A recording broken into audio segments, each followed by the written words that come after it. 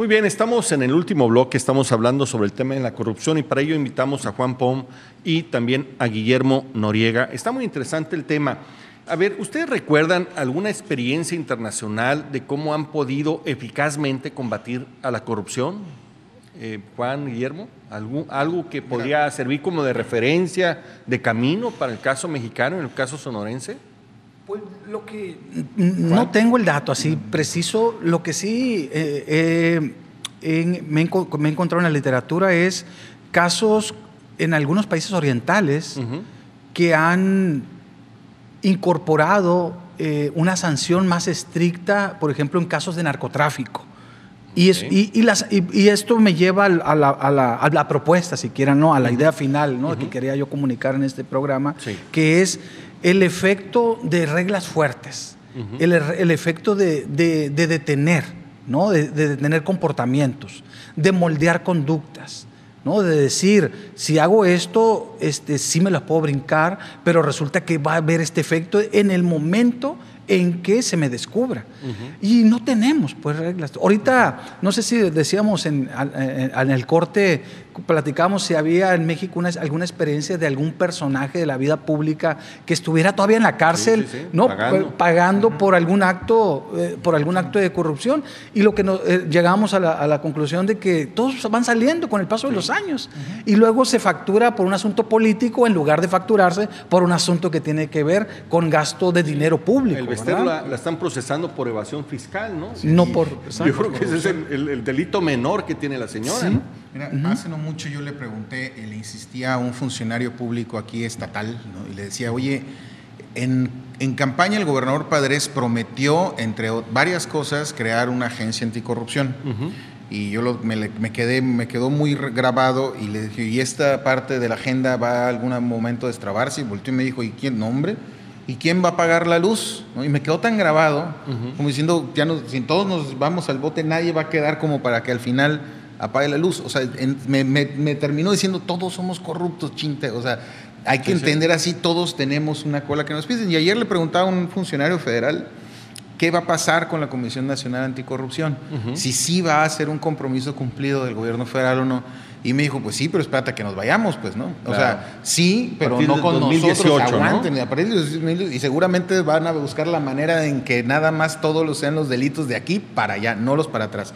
Creo que de las mejores experiencias, pero te digo, son casos aislados en las experiencias anticorrupción. Yo en Chile, cuando estudié en Santiago, la especialidad anticorrupción me dio clases José Ugaz.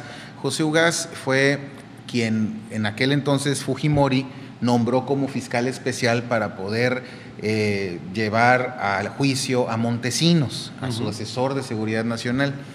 Y ahí surgió, pero son esos garbanzos de a libra, ¿no? Le dice Alberto Fujimori, Pepe Ugaz, te encargo, y llega hasta las últimas consecuencias, en este caso con Vladimiro Montesinos. Y lo que hizo Pepe Ugaz, y nos los cuenta muy sabrosamente, es decir, bueno, yo me fui investigando hasta que me di cuenta que el presidente era el culpable y lo metió a la cárcel.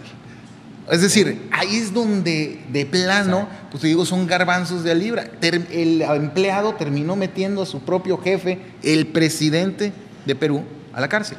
Y ahí es donde no... Y además no era su mandato, pues no lo habían contratado para eso. No, pero dijo, caiga quien caiga, pues ahí está el caiga quien caiga, vas a caer tú, ¿no?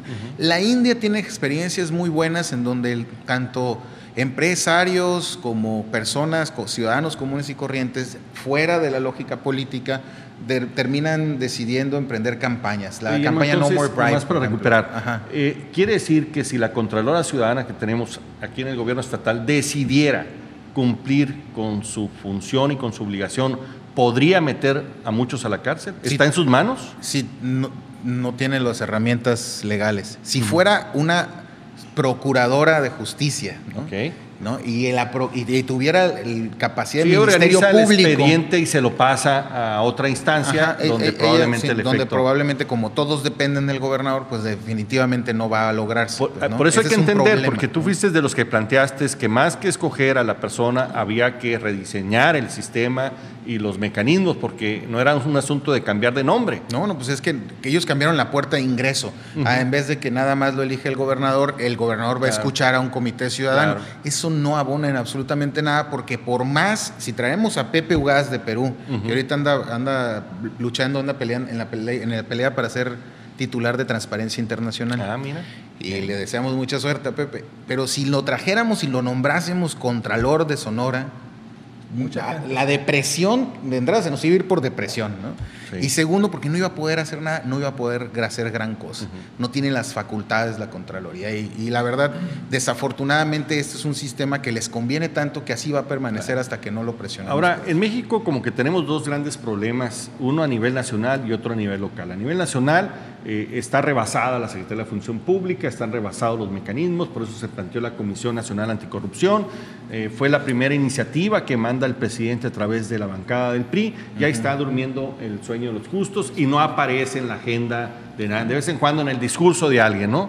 Y por otro lado, a nivel local, pues tenemos una vacilada, no hay instrumentos, no hay absolutamente nada, hay una terrible opacidad, no hay obligaciones de lo más mínimo, ¿no? Entonces, ¿cómo vamos a combatir la corrupción por acá? Son dos dinámicas, muy bien lo señalas, Marco.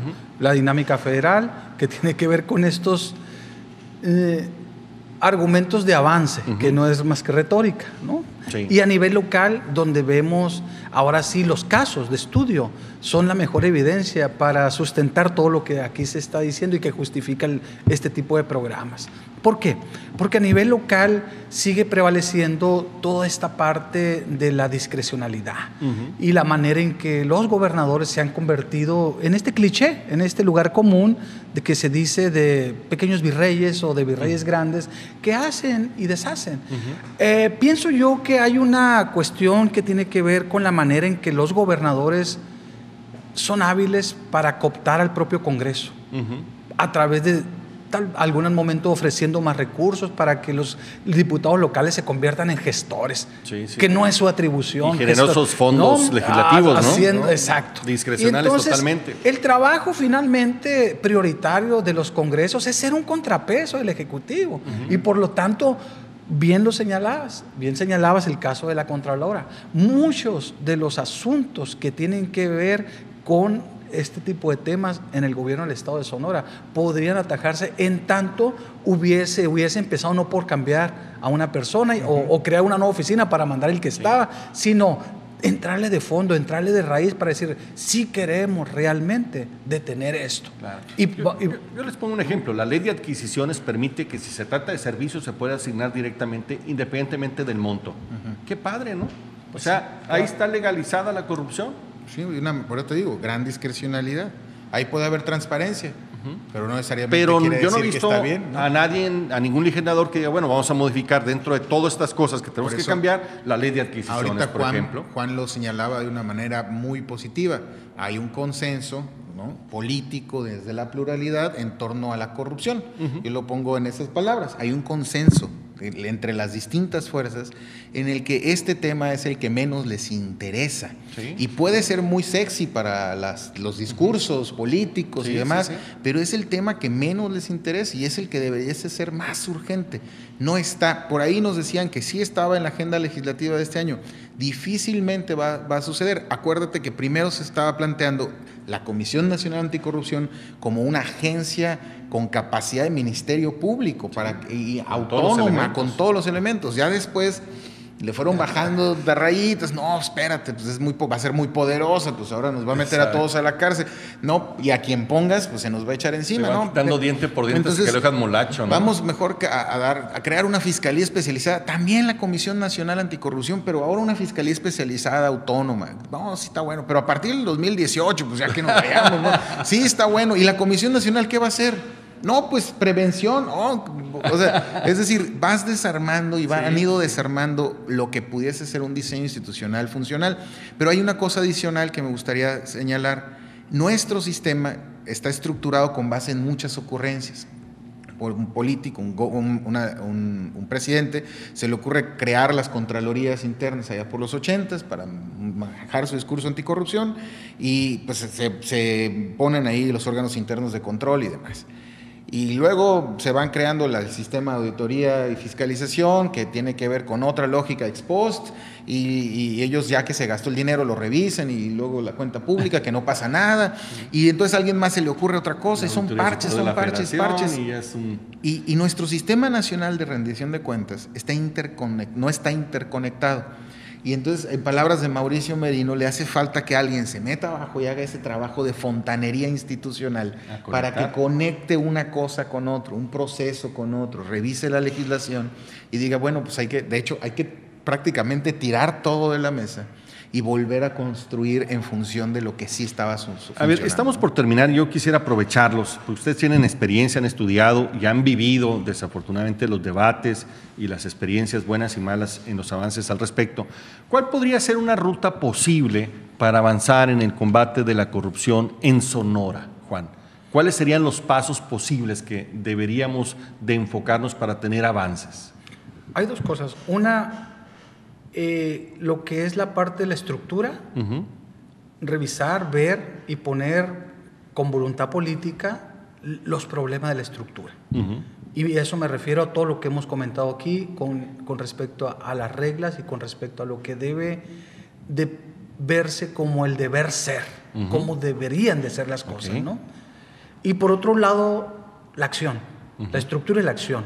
Es un término en sociología, ¿no? Que tiene que ver que cuando le echamos la culpa a algo, como asuntos, es ¿quién tiene la culpa? ¿La estructura? Son las reglas porque así lo permiten, o es la acción. Y la acción es la parte individual, la parte que tiene que ver, vuelvo como profesor que soy, a las universidades, a las preparatorias, la parte de tener que formar gente que vaya aprendiendo a que hay incentivos para detenerse. Así como hay incentivos para hacer muchas cosas, también hay incentivos para detenerse. Y aquí tiene que ver con formar nuevas generaciones, con realmente tomarnos en serio la parte de que los jóvenes valen mucho, de que los jóvenes son parte. No hay reconocimiento social, no hay reconocimiento a las cosas que de hacer bien las cosas. Exacto. Exactamente. Entonces, así lo veo, ¿no? Como para sintetizarnos, o sea, lo que es la parte de la estructura, de cómo están las cosas y cómo deberían de ser, y la parte de la acción.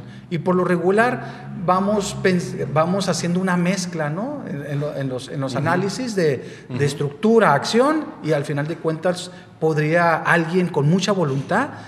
Por ejemplo, los congresos tienen mucho que hacer en cuanto a estructura, claro. Y las universidades y la Secretaría de Educación y Cultura tienen mucho que hacer con respecto a la acción y con la formación. Guillermo, ¿qué recomendarías?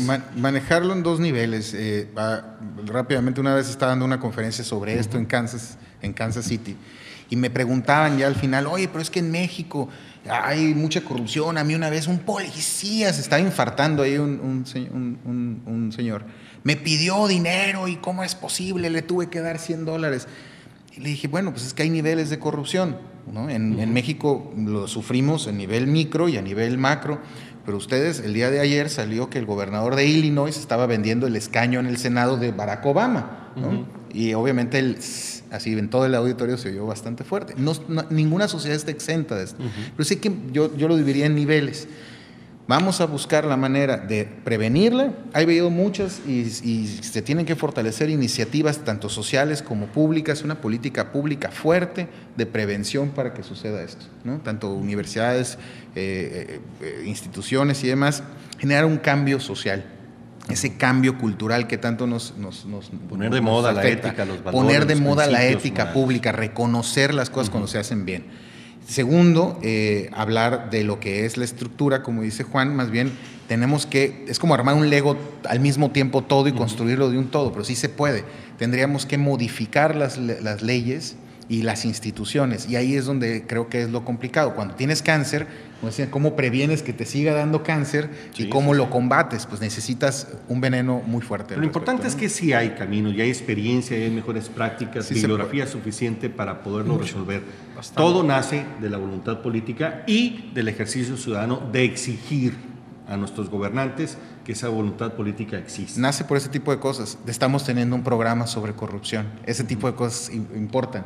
Quienes nos escuchan esperemos, se van con una reflexión distinta en torno a lo que es la corrupción. Ese tipo de cosas son las que van haciendo la diferencia. Estamos infartados por el asesinato de 43 normalistas, pero la corrupción permite eso y más. Así es. Las malas noticias pueden ser peores. Así Muy es. bien, estamos en el programa del día de hoy hablando sobre el tema de la corrupción, estamos finalizando con él. Nos parece que es un tema que da para más, pero este es un buen comienzo para abordarlo. Muchas gracias por escucharnos. Seguimos con ustedes.